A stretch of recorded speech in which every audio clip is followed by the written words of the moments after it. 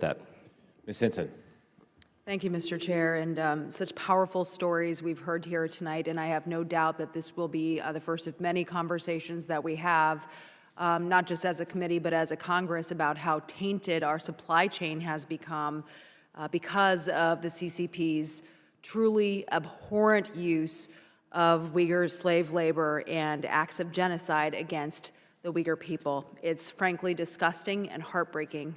And we have to do more. So I'll be focusing tonight on sharing the truth about these horrifying links to the CCP's atrocities around the world. We know the Uyghur people have been silenced time and time again in China, but they will not be silenced here tonight. So thank you for sharing your stories.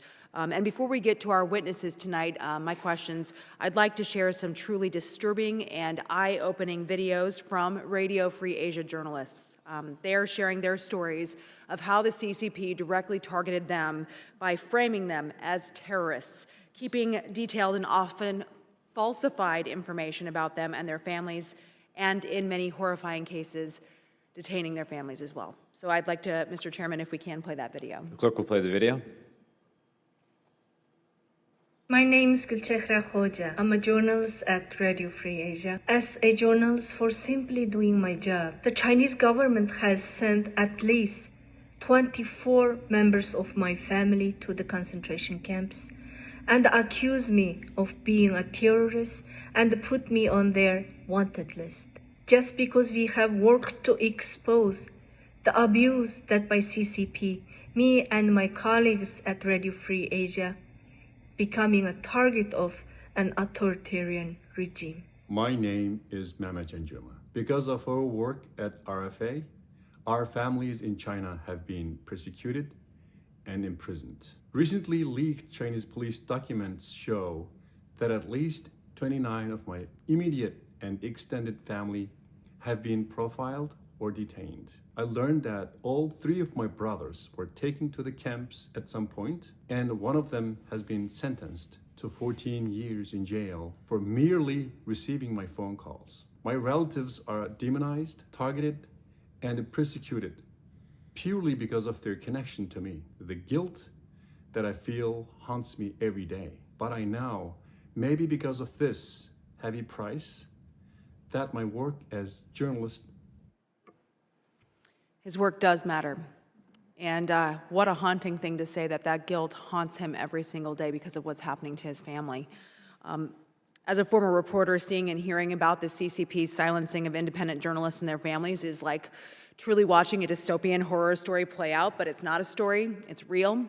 So Ms. Kikoler, can you please provide some historical context for us tonight, comparing how Xi Jinping is containing Uyghurs using facial recognition software, surveillance technology as well, to how the Nazis used containment during the Holocaust?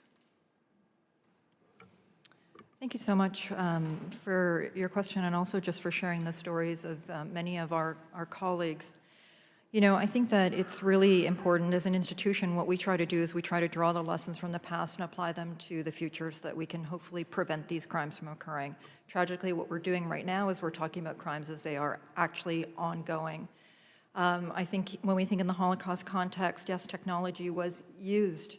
It was used as a means of counting Jewish populations, creating censuses to identify the populations, for containing people.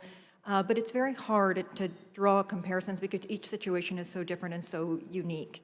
And I think we really need to focus on what is happening right now in China and what are the specifics of the crimes that are being perpetrated by the Chinese government at this particular point. Mm-hmm. What we do know is the commonality in the experiences of the suffering.